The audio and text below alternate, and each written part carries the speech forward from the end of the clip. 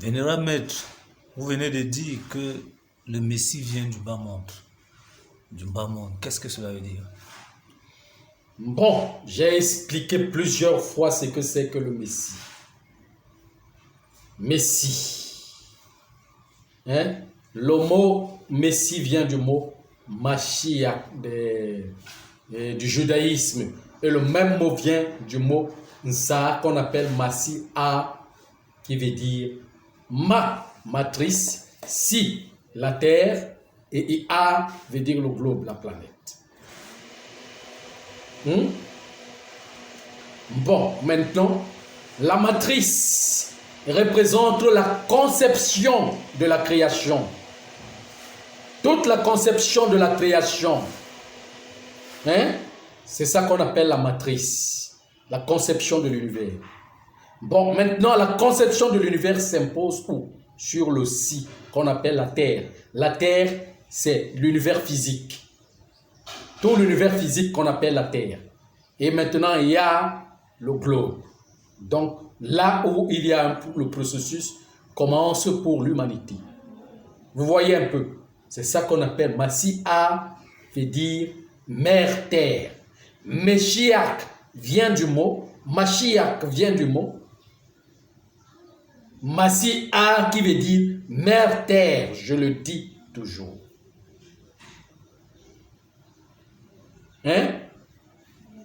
Maintenant, dans la conception, ici, là où nous sommes, notre planète, on appelle l'enfance messianique. L'enfance messianique dans l'humanité, c'est l'humanité qui est l'enfant du Messie. Vous voyez, dans d'autres langues, dans des langues africaines, d'autres langues africaines, on appelle même Missi. Missi qui veut dire mère terre. Dans l'ensemble. La matrice. Vous voyez, donc ici c'est l'enfance. Vous voyez, donc l'enfance, donc on appelle l'enfance ici le bas monde. Toute la création de l'humanité, commence par le bas monde. Et c'est là où le travail est le plus difficile. Pourquoi? Parce que l'humanité commence, les âmes humaines commencent comme les embryons. Il faut les nourrir, les régénérer, les développer, les éduquer, les enseigner, les redonner tout. Donc, notre globe est comme la matrice de la mère, porteur de cette enfance. C'est ça qu'on appelle bas monde. Aussi très élevé dans la création que le haut. Vous voyez, et ce symbole doit se retracer sur l'ensemble de choses. Au milieu, parce qu'il y a toujours un conducteur. Le conducteur de toute l'humanité, on l'appelle le Massicina. Le Massicina, qui veut dire l'enfant messianique. Lui aussi doit venir du bas peuple. Il doit se construire à partir du plus petit, bas. Ça veut dire que quand cet enfant doit naître, il doit naître là où rien ne peut soupçonner. Donc, là où il y a tellement, comment je vais dire, tellement de la misère, tellement même de la pauvreté, tellement, ça veut dire, ce qui est trop petit, trop insignifiant, pour commencer à se construire, parce que c'est par là, ça veut dire que la sagesse, le triomphe qui sort là, c'est à partir, c'est ça qu'on vénère, puisque il n'y a rien qui construit, mais ça se construit à partir de rien, du vide.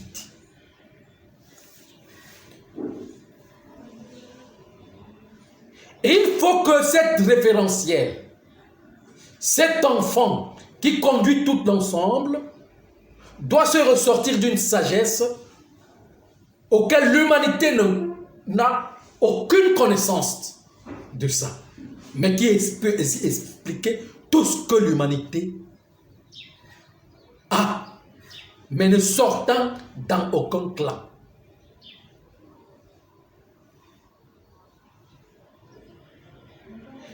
Et il faut que le pays qui est le centre, parce que c'est au centre que se trouve tout, le pays qui est la référentielle du centre,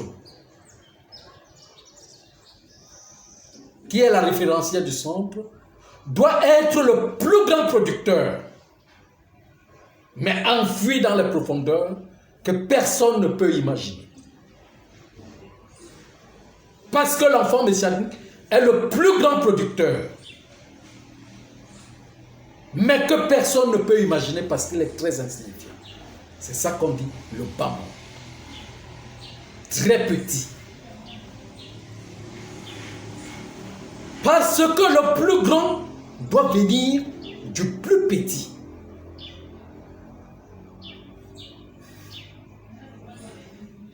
On ne peut pas devenir grand dans le grand. Quand on est grand, on est déjà grand. Mais ce qui doit venir dans le triomphe, qui doit montrer quelque chose d'extraordinaire, doit sortir de lui-même. Ça veut dire que sans que personne ne l'enseigne, ne l'indique, ne lui montre des choses, il doit les montrer lui-même. Le chemin que personne ne connaît, mais qui est le véritable.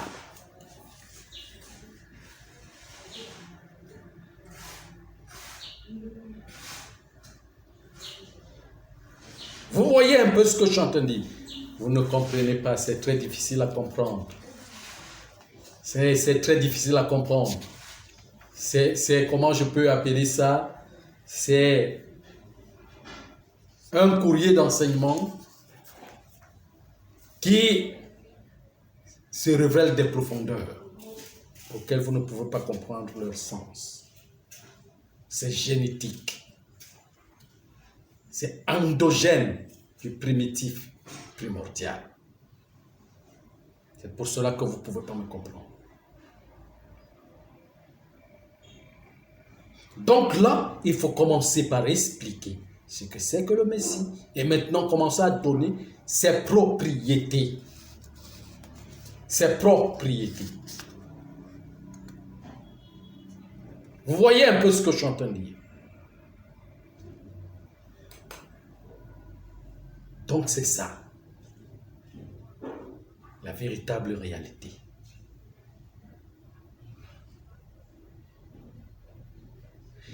Et il faut que ce plus petit, qui est totalement insignifiant, totalement bas, insoupçonnable, relais d'une grande profondeur de sagesse inimaginaire que tout le monde ne comprend pas.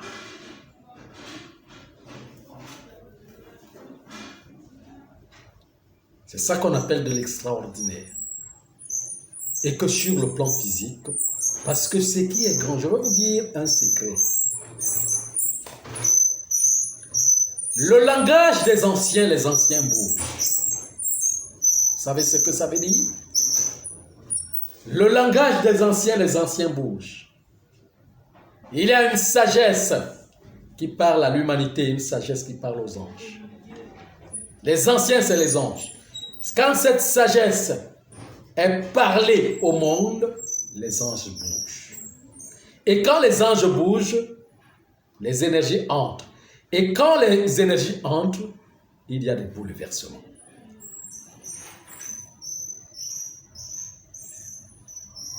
C'est là où il est dit que l'enfant messianique détruit et construit à partir du verbe, la parole. Pourquoi? Parce que la sagesse, cette sagesse regarde seulement au niveau des anges. Ce n'est pas au niveau des humains. Et quand il parle, les anges écoutent et ils bougent.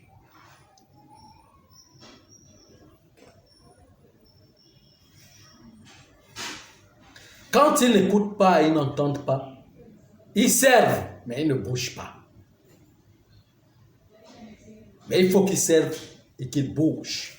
Parce que bouger, c'est quoi? C'est construire, c'est détruire et construire. Il faut qu'ils détruisent l'ancienne construction, le bâtiment faible, qui n'est que le raisonnement immature pour reconstruire leur sagesse. La maturité, c'est ça qu'on appelle le temple messianique, qui se construit dans le vide, dans l'univers, en tout. C'est ça qu'on appelle la mesure des coudées. La mesure des coudées qui construisent le temple.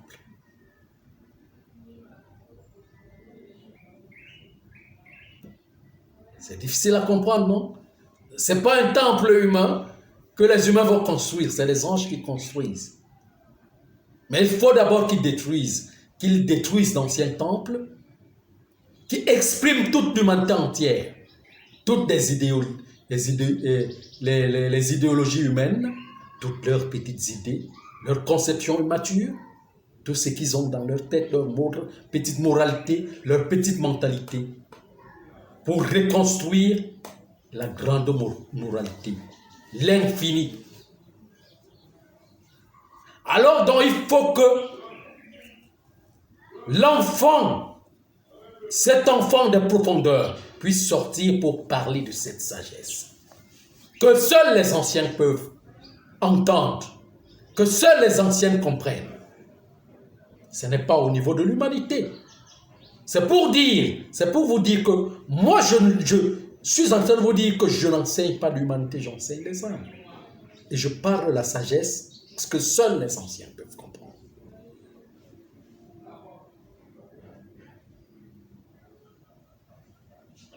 Pour que l'humanité qui est là me comprenne de ce que je suis en train de leur dire, il faut qu'ils se revêtissent des anciens. Mais pour se revêtir des anciens, il faut d'abord que le voile se déchire. Voilà donc le voile du Messie, le voile du Mahdi.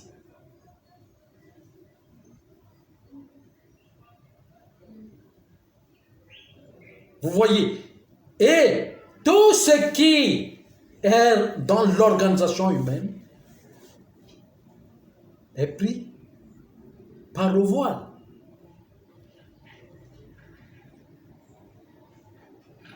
L'ego, c'est l'ego qu'on appelle le voile.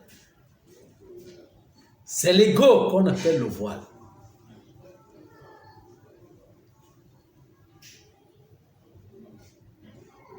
Tout ce qui a été construit dans le monde a été construit sur l'égocentrisme.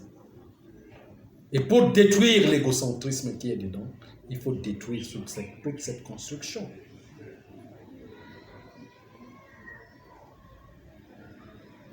Vous voyez? Donc c'est ça qui est réel. C'est ça qui est vérité.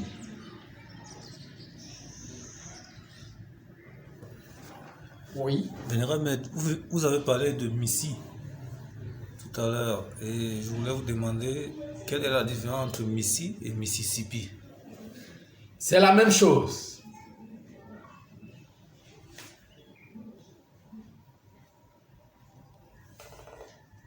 Mississippi veut dire quoi? Veut dire mer terre, profond, profond, profond. Mais il y a aussi le nom du père là, le pi, le point.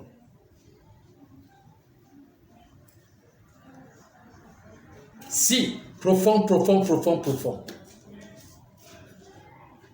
Donc ce qui révèle de la profondeur des profondeurs. C'est ça qu'on appelle du point jusqu'au Père, au nombril du Père. C'est ça qu'on appelle Mississippi.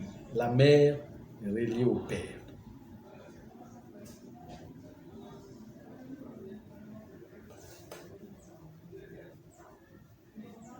Encore d'autres questions? Non, merci, maître.